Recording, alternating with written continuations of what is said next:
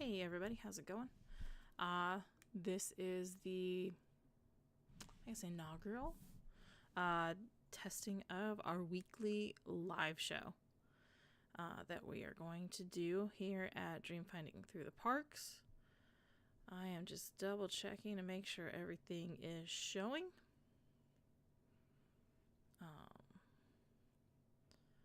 Basically, we are gonna start doing about an hour show, and talk about the parks. I'm gonna try to do this every Monday. I'm gonna try to do. I'm a little late because, like I said, this is the inaugural one. I'm gonna try to do it about 8:30.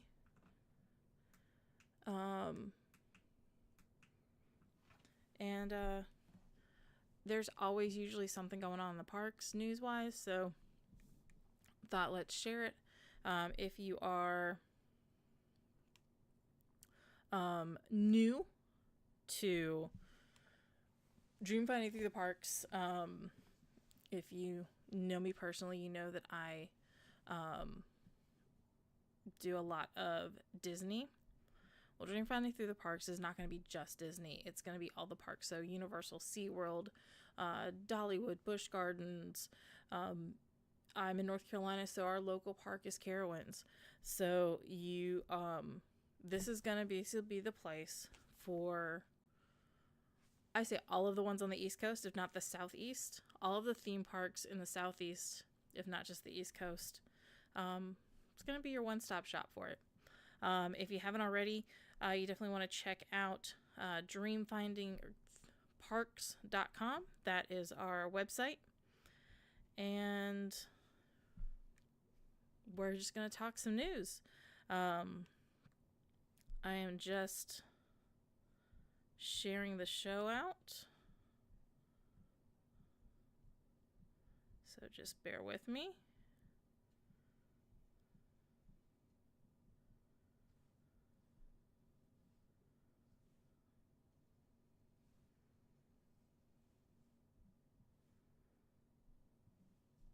So like I said, we're basically going to talk about all the parks. Whether or not it is just... I mean, obviously Disney is always going to have some news, so we're always going to talk some Disney. But yeah, we're going to talk about the other parks as well. So, like I said, just bear with me. I'm just making sure that everything is showing.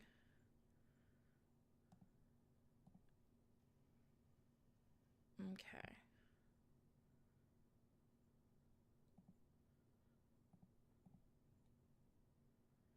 And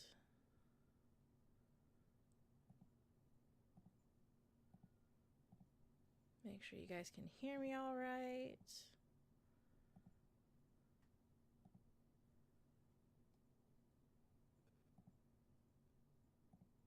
Okay. So like I said, just bear with me for any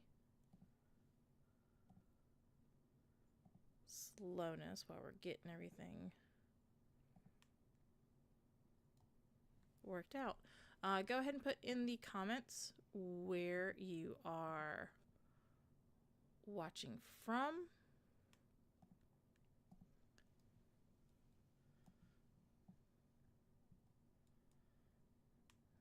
Let's see.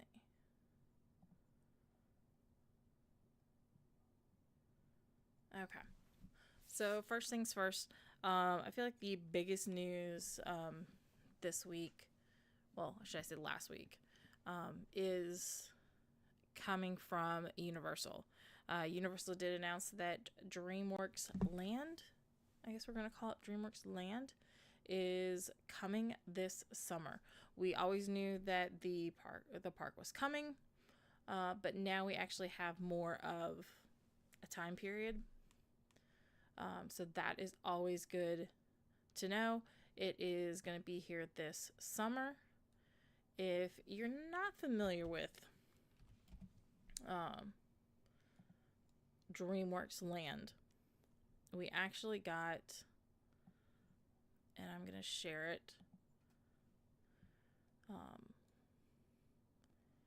we actually did get some photos courtesy of Universal.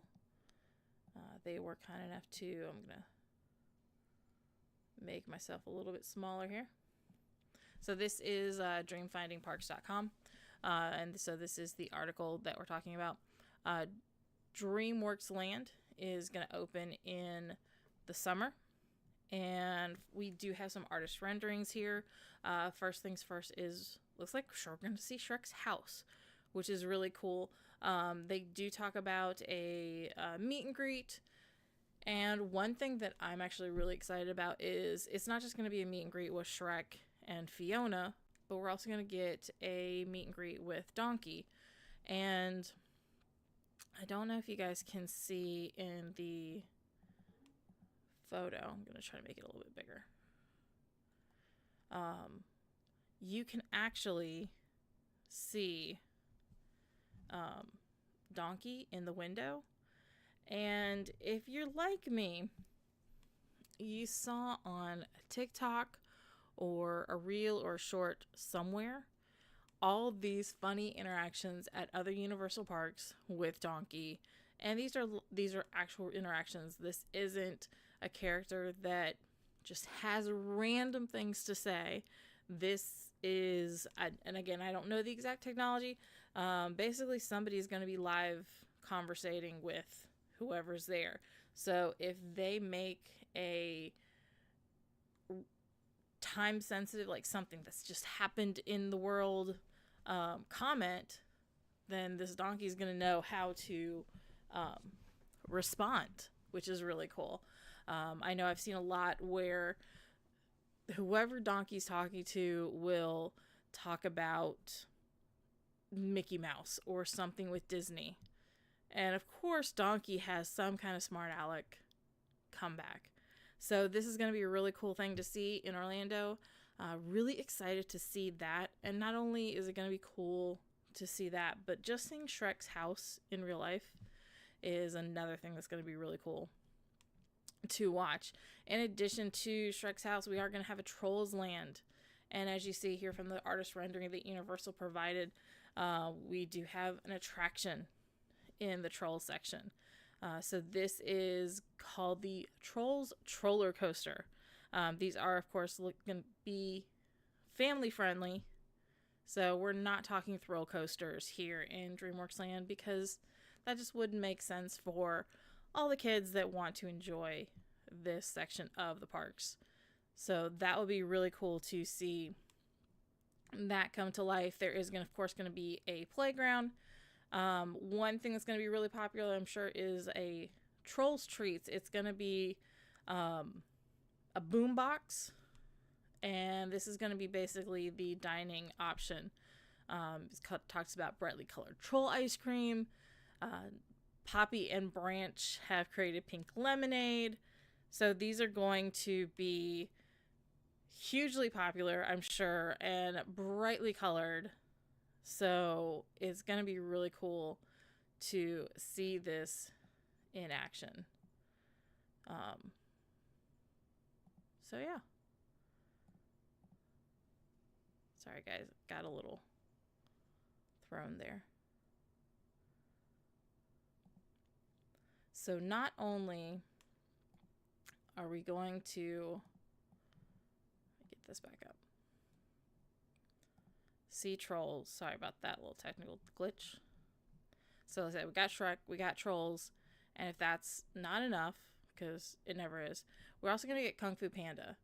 Now, my boyfriend loves Kung Fu Panda, and I know a lot of kids love Kung Fu Panda, so it's going to be really cool. We're going to have a training quarter here, so you can... It basically looks like a play area, as we can see from the artist area. You've got, like, looks like a splash pad here with water. I'm thinking on some kind of time release, tip over, like we've seen in many of the water parks, a little splash pad. So that is going to be really cool to see when it comes this summer. But like I said, they are calling it Pose Kung Fu Training Camp. And there is going to be they're calling it Pose Live, which is essentially going to be a meet and greet. So that is going to be really cool. Like I said, coming this summer, we don't have a specific date. I don't know which land. I think personally I'm probably going to be more excited for the Shrek land. But if there's not some kind of live action dance show for Trolls, then I feel like that's going to be a missed opportunity. So I'm really hoping for that as well. Hey Danielle, I see your comment. How's it going? I know Trolls is going to be like the artist rendering of Trolls, and like so this is really the only one that we have.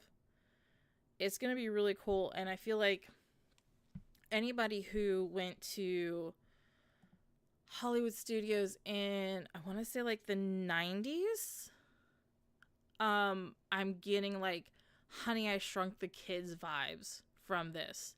If anybody experienced that attraction, I don't remember when it closed, but like I said, I want to say 90s, if not like early 2000s, that it was there. So that's going to be really cool to see.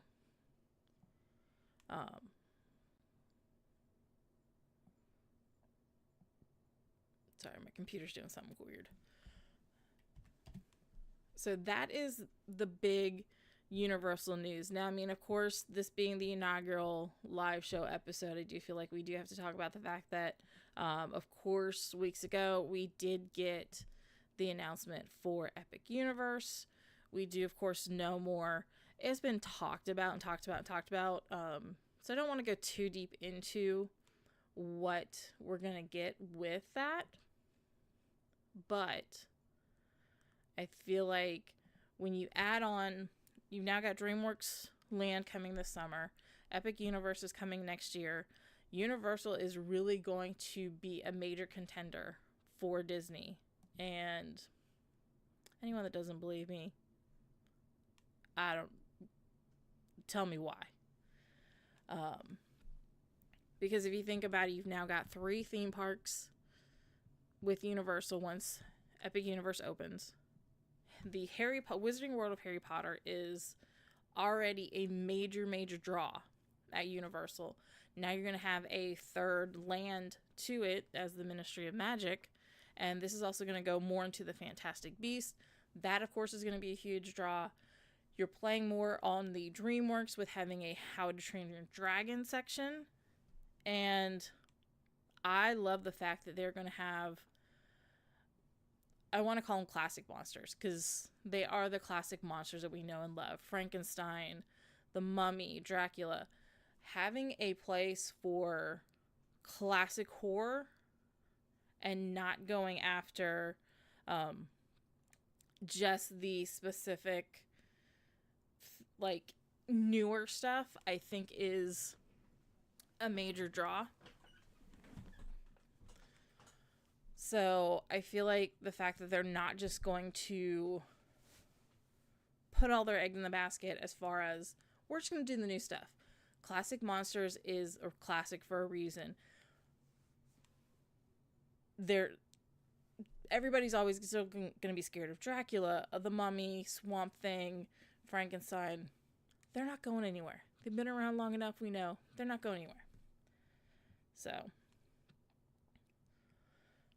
Danielle says they're going to get better about their allergy-friendly menu, which I feel like they will. They have gotten better. I know that you have an allergy, so you are the words of wisdom when it comes to that. So anyone that if you ever have any questions about allergies, gluten, dairy, peanut allergy, any of those allergies, feel free to reach out and I will definitely get those answers for you. Anybody that's watching out there tonight. Because one thing that all the parks are great, and as Danielle says, they're certainly gotten better at Universal, is they're going to make sure that there's something for everybody to eat. So you don't have to worry about having to pack a full day's meal at any of the parks. So that will be great. So that is the major Universal news. Of course, one other thing that we know here over at dreamingparks.com is the beginning of the month, you've always got some great pass member offerings for SeaWorld Orlando, for their Aquatica as well as SeaWorld. One thing that, I don't know about you guys, SeaWorld is not the park that I go to most of the time, but seeing all the offerings that pass members get for SeaWorld, it's kind of hard not to want to be a pass member. And let me show you why. Again, this is on dreamfindingparks.com. Every month they post this and we share their post for them. Every month there's a free gift like this here. This month they are celebrating the 5th anniversary, the 5th birthday of Sesame Street Land at SeaWorld. And you got this little cute little plate, which I'm sure the kids are going to love. SeaWorld is having their Seven Seas Food Festival, which of course we all know Disney has Epcot's Food and Wine.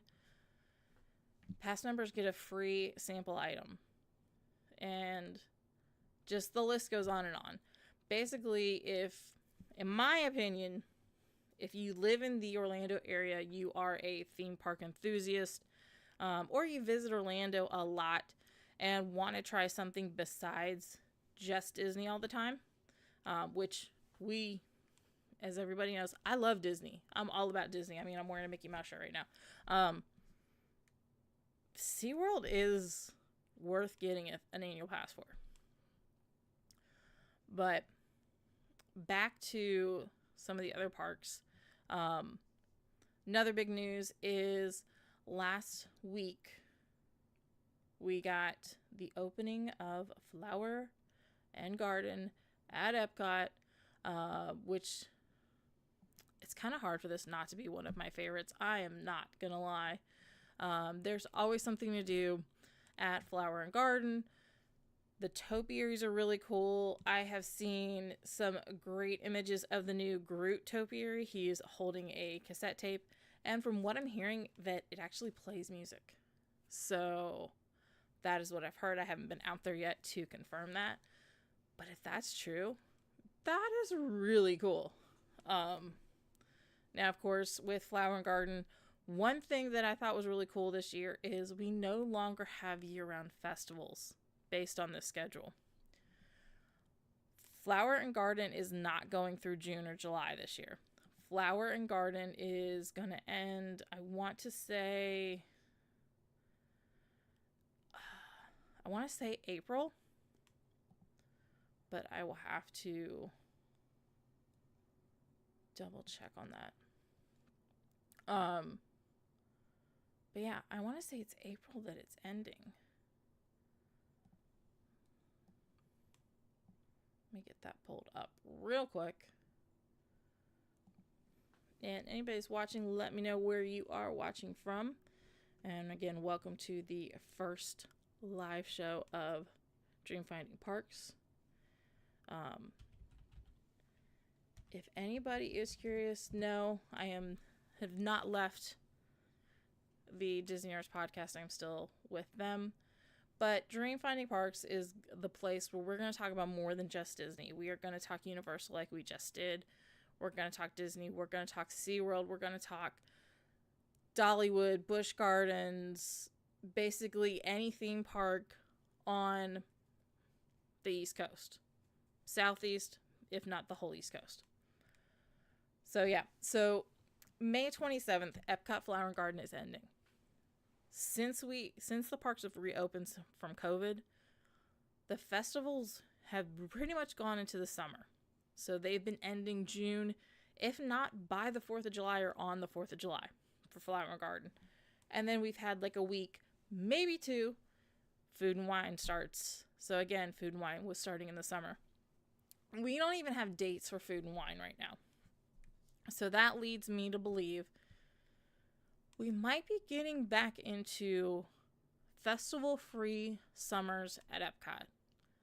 And personally, I think that is a really great thing to do, just because we kind of have forgotten about the stuff that is there all the time because we've gotten festival crazy.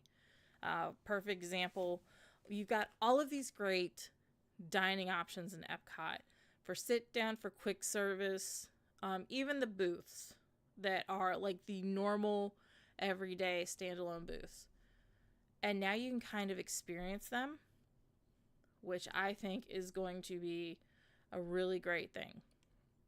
I know the last couple trips that I've done to Disney, I don't think I've really eaten at the festival booths that often because the lines are so long. I'm going back to the stuff that has always been there. Like I ate at the restaurant in China, Seven Dragons, with my friend Danielle that was commenting here earlier. And that was the first time I've ever eaten there. And I've gone to Epcot longer than I can remember. So I feel like now that we're not going to have a festival summer time, we might actually get to experience some of the stuff that's normally there. But back to Flower and Garden, since that's going on right now. Like I said, that just started last week. It's going to go through May 27th. This is going to be perfect weather to see all the topiaries. Like I said, the Epcot's had the Groot topiary, which is the brand new one this year. We still have some of the classics. I have seen photos of the Lion King topiary, Miss Piggy, Tiana, Buzz Lightyear over by Mission Space, which is a perfect spot for the Buzz Lightyear topiary. Danielle, you want to do Teppan Edo next time? We can. Have you never done Teppan Edo? Because I've done it. The only Japanese restaurant that I have not done is like that newish one that's insanely expensive. And that's why I haven't done it, because it's insanely expensive. But yeah, I'm totally down for Teppan Edo. I'm trying to think if there's any. I think France is the only restaurant that I have not eaten at in Epcot.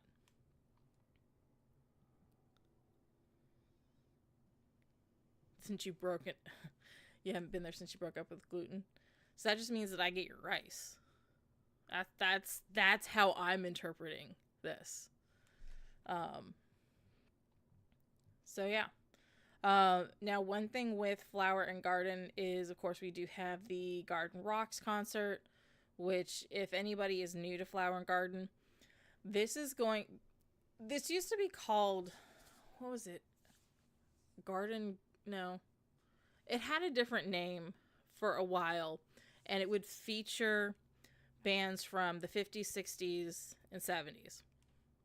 I think I want to say Flower Power or something like that, which of course didn't really fit when you get into the 50s, but, you know.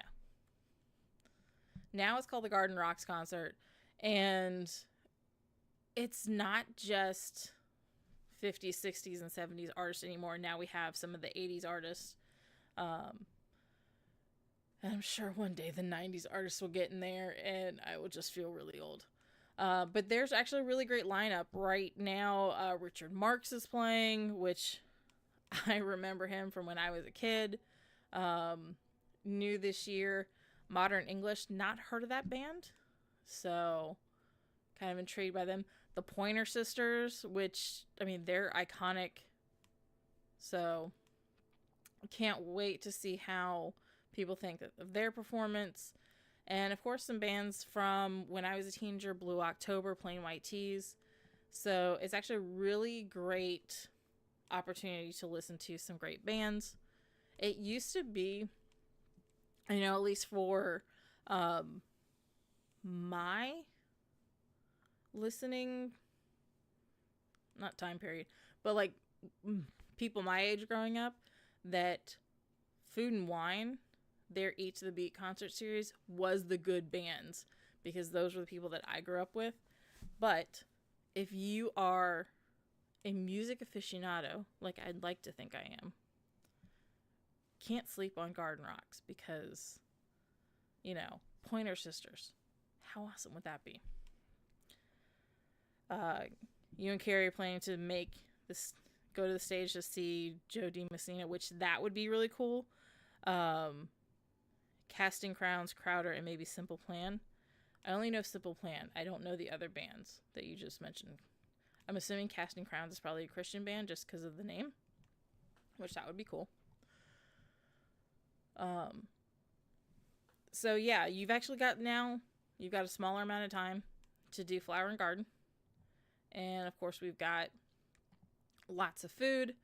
The big thing is the Garden Graze, which is back this year. You're going to do a certain number of booths, and you get a stemless wine glass that it is plastic. And I think last year it was like Dole Whip or some kind of version of Dole Whip that you got with that, which sounds very tasty. And of course, we've got all of the food. A lot of people joke that it's a little bit more plant-based, but it's Flower and Garden. That makes sense. So, my main thing has always been merchandise. I think I am a shopaholic without the money. But of course, Flower and Garden is a very Orange Bird centric merchandise. This has been like this for the last couple years at least, and the merchandise is actually really cool this year. Of course, we've got Doonies and Pandora Charms, the new collaboration that they have with Lug, which is another bag company, has started this year. And of course, we had a Figment bag. I think at least 2 different designs of the Figment bag for the Festival of the Arts this past year.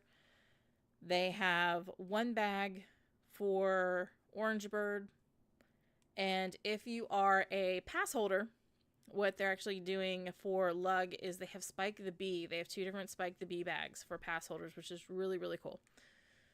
So that is going to be pretty awesome to see. If I had enough money, I'd probably buy everything there.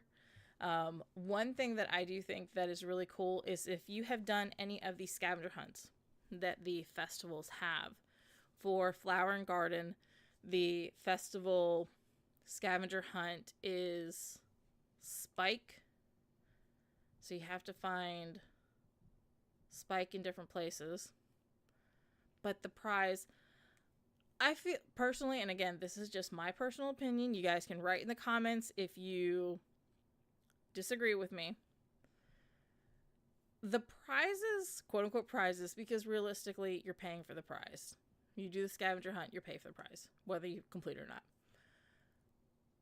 But the prizes have been a little basic. It's been a cup or like a little sandwich box to, put in your lunches in if you take your lunch to work. This year it's actually kind of cool. They're mini cornhole sets, and you can pick. Let me see if I can pull up a picture for you guys. I know they have an Orange Bird one, and I want to say it's a couple other designs. I'm trying to look for somebody's photo, since I haven't been over there yet.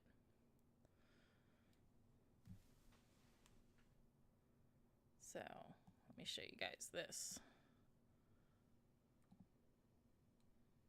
Kitty cameo. The cats are wandering around behind me. That's probably Logan.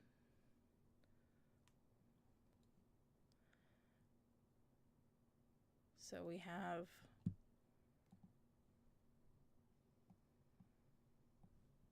I'm gonna minimize me for a second. Bring this up. So this is from blogmickey.com. And I don't know if you guys can actually see very well into the print, but like I said, we've got an Orange Bird, Spike the Bee, this really cool Epcot logo with, of course, flowers and butterflies. And then this side over here looks like more of Coco. You got the skull with the guitars. And it's a really cute toy, but grown-ups and kids alike are going to want this. So I normally do the scavenger hunts whenever I do go to the parks during a festival. I don't usually pay for it because, like I said, the prizes, especially the last couple years, haven't really thrilled me. So I'm not going to lie. If I do make it down there for Flower and Garden, I might have to get this because it would totally sit on my desk and I would totally play with it. And actually, that might not be a good idea. I might be distracted from my job doing that. But that's actually a really cool thing. Really glad that they have brought that on. And I'm glad to see that they're not sticking with the same old plate, cup, lunchbox thing. Hey, George, how's it going? Welcome to my inaugural Disney Parks live show. Well, not Disney Park. Dream Finding Through the Parks live show. But yeah, I mean, Epcot is really good with now they brought this new toy in. So if you guys are planning a trip between now and May 27th, definitely come check it out. George, is not necessarily a new show, so I'm still a part of the Disney Nerds podcast. They are still my people. But this is Dream Finding Parks. We're going to talk about more than just Disney. Earlier in the show, we were talking about Universal and DreamWorks Land that is coming this summer. A little bit about Epic Universe, but I feel like that's kind of been talked to death at this point. Until we get a new announcement, which, being the fact that Epic Universe is not going to open until next year, we're not going to get a lot of announcements for a while. So, but another thing that I want to talk about, if you guys know me, I live here in North Carolina, and we do have a local park. It's called Carowinds, and it's run by Cedar Fair, which a lot of theme park enthusiasts know Cedar Point up in Ohio. If you're not aware of Cedar Point, then you're not a theme park enthusiast, because for the longest time they were known as the roller coaster mecca, if I can say that. So Carowinds here opens technically Friday for season pass holders. They are doing a pass holder preview starting at 4 o'clock Friday night, and then they will be open Saturday. I have been fortunate enough to be invited by Carowinds to attend the season pass holder preview. So I'm pretty excited about that. I do plan on attending. Full disclosure, as of today, my foot is in a boot. So my walking is very funny, very limited.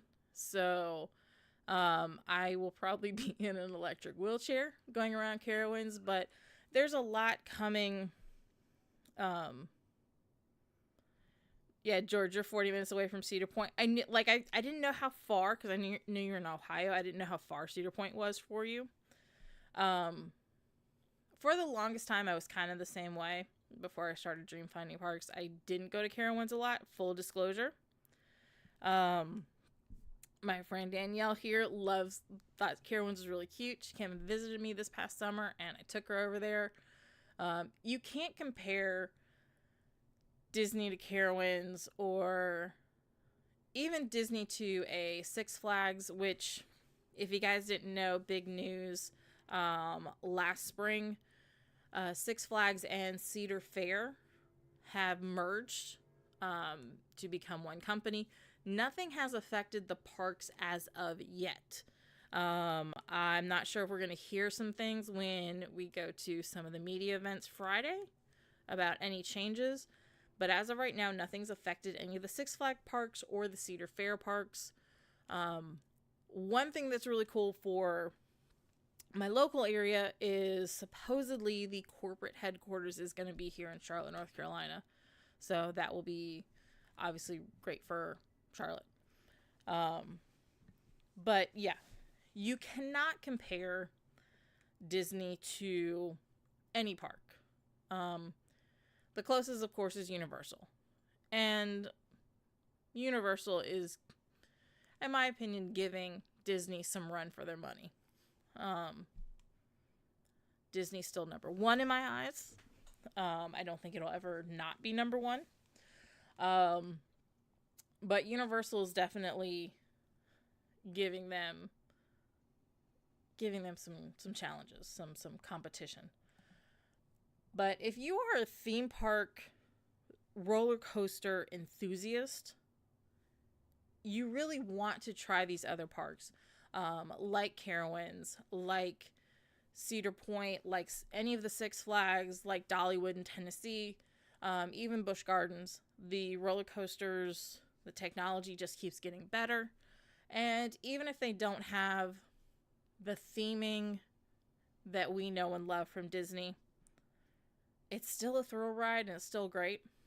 I know Danielle, when she was here with me this summer, that was her first and only time to Carowinds. And she rode one of the rides. And I remember the ride being themed after Top Gun the movie. And now, of course, it's not. They don't have...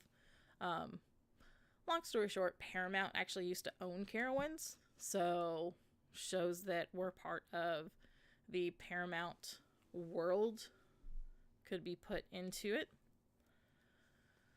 So it was really cool to see growing up these different movies. I mean, the cartoons for the kids at Carowinds used to be, I want to say some Looney Tunes characters. Now it's Snoopy and Charlie Brown and the rest of the Peanuts gang, which is still really cute. And there's a Camp Snoopy area, which is great for kids. And let's face it, it's great for adults alike that love Peanuts and want to meet Snoopy because, I mean, why wouldn't you if you love Peanuts? So, but yeah. Yeah, you can't compare Disney to anything. Yes, Danielle, me and you do need to check out the new Minions area. Dollywood is amazing, especially at Christmas time. I actually not only want to see Dollywood at Christmas time, but they, instead of like how Epcot does food and wine and flower and garden festivals, Dollywood does, I think it's called flower and food. So it's kind of like how they're marketing it is kind of a combination of both. And the photos look beautiful. And that, of course, is in the spring. And I kind of want to see it during then too. Dollywood has some great theming. They also just opened up Heart Song Resort this past fall, and that resort looks really, really beautiful. So there's a lot going on over at Dollywood. So I definitely need to make the trip up there. There actually is a Dollywood 5K. I don't know if I mentioned this to you, Danielle, but there actually is a Dollywood 5K. I think it was in November. It was when we were doing the Wine and Dine race down at Disney.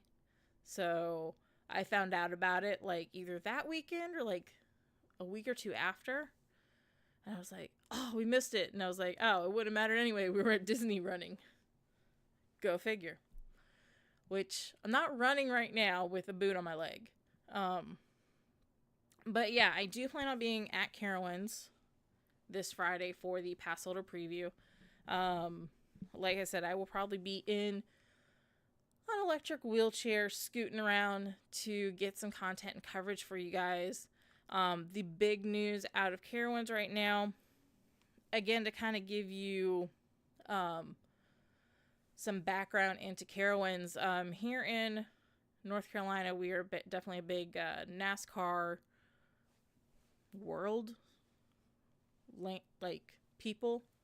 And Dale Earnhardt, number 3, did have a shop and home, actually not far from where I live, probably 30-45 minutes. And of course, when he passed away, it was a huge, devastating event for the area. So there's actually a roller coaster at Carowinds is called the Intimidator, which anyone that knows anything about NASCAR, that was Dale Earnhardt's nickname, was the Intimidator. Well, they have renamed the Intimidator, which I don't know how I feel about that, to be 100% honest.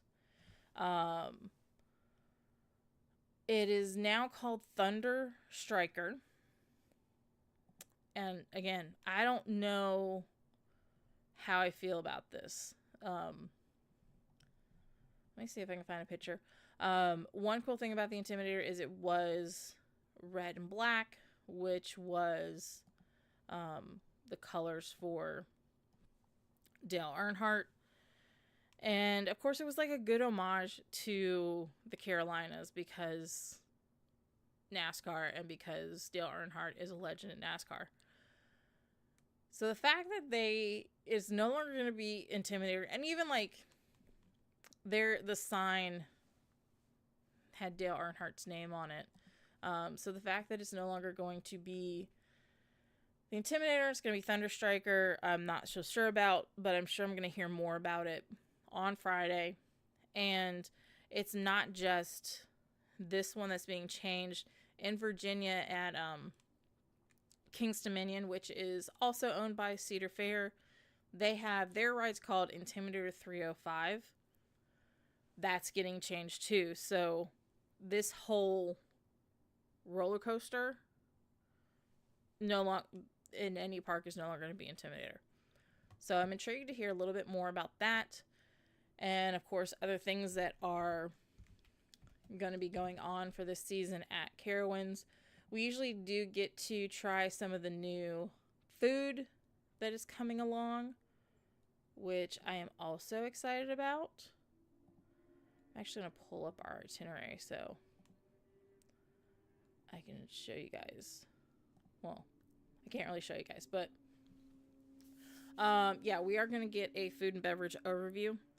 So we are going to get to see some of the new and returning food items that are going to come to Carowinds this season. There are going to be some park executives around. It looks like we're going to have a Q&A. So yeah, that's going to be really cool.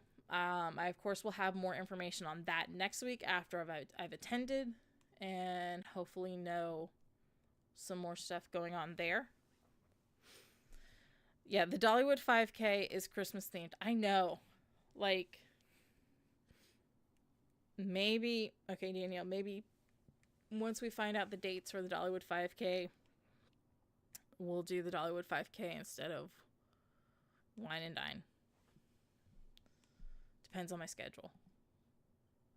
We got some other stuff going on.